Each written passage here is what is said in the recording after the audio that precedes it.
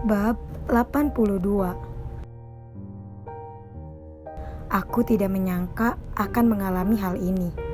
Kenapa aku bisa mengetahuinya sekarang? Kenapa aku tidak memperhatikan tubuhku sendiri? Sekarang, apa yang harus aku lakukan? Penyakit ini tidak mengharuskanku untuk hamil seharusnya. Karena sejatinya, semakin aku mempertahankan kehamilanku, maka semakin bahaya kesehatanku. Sejak kapan aku mengidap penyakit ini? Kami tidak bisa memastikannya, Cinta. Aku dan kamu baru saja bertemu. Ah iya benar, aku dan Jerry baru saja bertemu setelah acara kabur-kaburan yang selalu aku lakukan. Pengecut memang, melarikan diri dari masalah, malah membawa masalah lain. Leukemia, kanker darah akibat tubuh terlalu banyak memproduksi sel darah putih. Pantas aja aku sering lelah terlalu berlebihan. Bahkan terkadang meski istirahat pun tidak bisa pulih. Sengaja mengatakan pada Dante kalau sudah baikan padahal sangatlah melelahkan. Berat badan yang turun tanpa aku sadari. Sakit kepala, mual dan muntah, pusing yang terlalu hebat. Pantas aja, tak heran. Aku pikir itu semua karena hormon kehamilan dan si kembar. Nyatanya ada penyakit lain yang tumbuh di tubuhku. Lalu, aku harus melakukan apa? Tanyaku melemah. Aku hanya memeluk si kembar yang belum lahir sekarang. Bagaimana bisa mereka menderita bahkan sebelum aku melahirkan mereka? Mama macam apa aku ini? Sejak dini sudah menyakiti. Bagaimana bisa aku menyayangi mereka nantinya? Kamu bisa kemoterapi atau radioterapi. Pengobatan mana yang tidak membahayakan kandunganku? Tanyaku lagi. Tidak ada. Keduanya berbahaya untuk kandunganmu. Jerry menggeleng hebat. Oke, berarti inilah akhirnya. Apa yang aku inginkan akan terwujud sebentar lagi. Meninggalkan semuanya, tenang selamanya. Apakah si kembar nanti bisa bertemu dengan papanya? Dengan kakaknya? Aku sangat berharap, setidaknya mereka berdua lahir ke dunia ini dan bertemu dengan mereka. Dengan begitu, aku bisa tenang pergi selamanya melihat perkembangan mereka dari alam yang berbeda. Kalau begitu, jangan lakukan apapun. Jerry, terima kasih atas bantuanmu. Sepertinya cukup sudah aku di sini. Toh juga tidak akan mengubah apapun, aku pergi.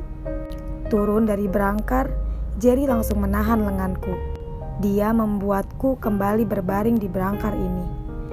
Kamu tidak punya pilihan lain. Gugurkan anak itu dan kamu bisa melakukan pengobatan ini. Kalau kamu kekeh ingin melahirkannya, kamu sendiri yang akan bahaya, Cinta. Aku menghempas tangan Jerry. Berani-beraninya dia menyuruhku untuk menggugurkan harta berharga yang aku punya. Dia tidak tahu saja kalau aku bahkan rela mengorbankan diriku demi anak-anakku. Setelah mengorbankan diri sampai titik darah penghabisan. Anakku sendirilah yang menyia-nyiakan diriku, lebih memilih perempuan lain sebagai penggantiku. Siapa kamu menyuruhku untuk menggugurkan kandunganku? Tanyaku menatapnya tajam. Perhatikan kesehatanmu, baru yang lainnya, katanya. Sama sekali aku tidak terima. Si kembarlah yang aku punya saat ini. Setelah aku melepaskan Dante dan Zavon. Dan entah kapan aku bisa bertemu dengan cintaku lagi. Aku melepaskan segalanya demi kebahagiaan. Mana mungkin aku melepaskan kebahagiaan yang masih melekat dalam diriku. Apakah selamanya aku akan dihancurkan oleh kebahagiaan yang semu? Oh no. Jangan sok kenal dengan saya. Saya tidak mengenal Anda. Jawabku ketus, formal. Aku mendorong pelan Jerry menjauh dariku. Jika memang kehadirannya hanya membuat luka, untuk apa bertahan lama? Apa yang aku korbankan, tidak aku sia-siakan begitu aja. Rasa sakit yang aku tahan belum tentu bisa dirasakan olehnya. Aku lebih dari kata hancur jika mengambil jalan pembebasan yang menggugurkan si kembar. Jika aku membebaskan semuanya, maka siapa yang akan bertahan denganku? Harapan yang hanya sebuah harapan saja, jauh tak mau digapai. Kemana kamu pergi sekarang? Kamu tidak punya tempat tinggal. Sontak kakiku berhenti, menyadari kalau sekarang dia sangatlah benar. Aku tidak punya tempat tinggal untuk berteduh, dan aku hanya punya uang 2 lembar. sama sekali belum cukup untuk membayar tempat tinggal nantinya. Masihkah aku keras kepala, membuat si kembar dalam bahaya? Saya akan lakukan apapun demi anakku. Jangan terlalu banyak ikut campur. Kamu bisa tinggal dengan keluargaku di sini. Mereka akan menjagamu. Ikutlah denganku, tambahnya. Aku tidak tahu apakah aku harus bersyukur atau tidak bertemu dengan pria ini. Jerry seorang dokter magang. Pertemuan yang tidak sengaja dan berlanjut dengan tinggal di rumah keluarganya. Tidak jauh dari rumah sakit tempat Jerry magang, aku dibawa olehnya ke rumah keluarganya. Rumah sederhana beranggotakan 4 orang. Sepanjang aku mengobrol dengan mereka, sangat lemah lembut. Cara mereka yang memperlakukanku sebagai orang baru sangatlah luar biasa. Aku seperti menemukan rumah pada keharmonisan mereka. Jerry, jangan bilang kalau kamulah yang menghamilinya. Dan sengaja bilang mau membantu teman, celutuk Saira. Saira gadis seumuran denganku, dengan paras cantik, lusung pipi dan gingsul yang senantiasa menghiasi senyum indahnya. Tutur katanya yang baik membuatku tidak bosan mendengar setiap ucapan yang keluar dari mulutnya. Tidak, Ira, aku benar-benar mau membantu teman. Aku saja bertemu dengannya hari ini. Mana sempat menghamili. Kamu pikir aku juga serandom itu menghamili perempuan? Hei, jangan remehkan kekuatan perempuan, Ira. Kalau mereka sudah marah, pria berotot pun kalah, jawab Jerry. Aku tersenyum miring. Mbak Cinta, betah-betahlah di sini. Jangan sungkan dengan kami. Toh juga kami tidak akan memakan Mbak. Nanti Mbak tidur denganku, supaya si Jerot ini tidak banyak menerorku lewat telepon, ujar Saira, sambil menunjukkan kebenciannya pada Jerry, memanggil Jerry dengan sebutan Jerot. So funny. Jerry sampai melempar daun pisang sebagai lapis jajanan tradisional itu pada Saira. Mereka berdua tertawa, main di depanku. Mereka bak sepasang kekasih, nyatanya hanya sepupuan aja. Sudah, ada tamu kok malah berantem. Nanti tamunya malah kabur. Aku tertawa mendengar ibu Saira mengatakan itu. Dia memang sudah umur, tapi senyumnya bak kembang desa.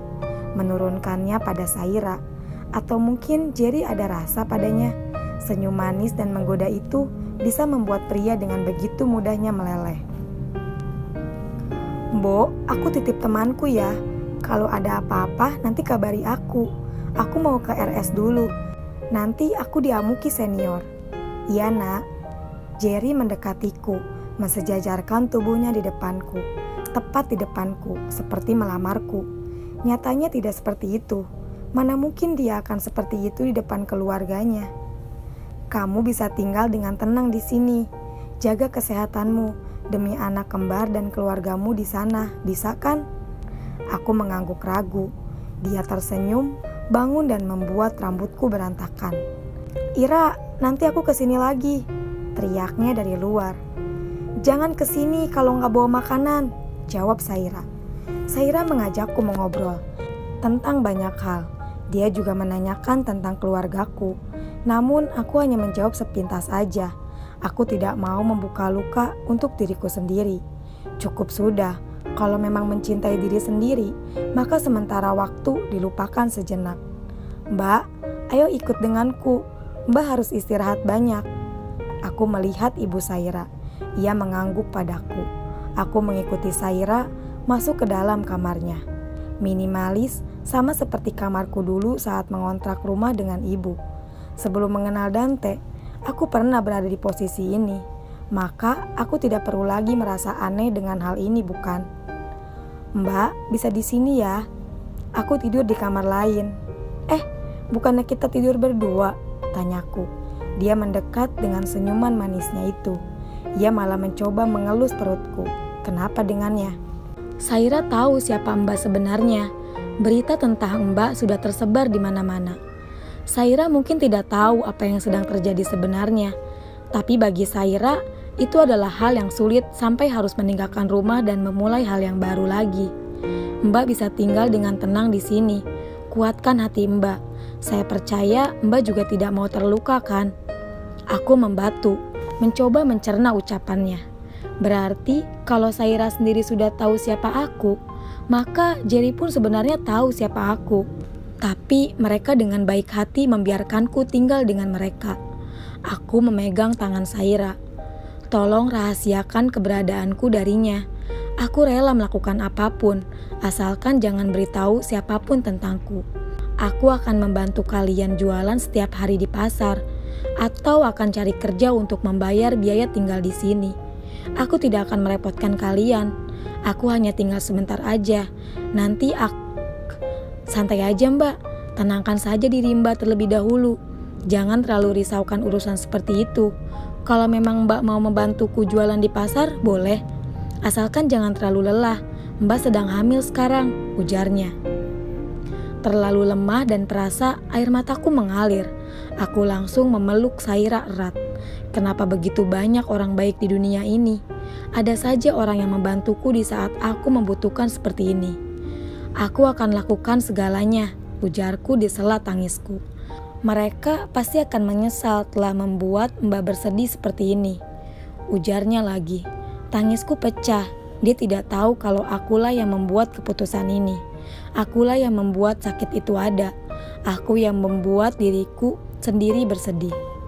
Aku mencintai mereka lebih dari mampuku, sampai aku harus pergi hanya untuk kebahagiaan mereka.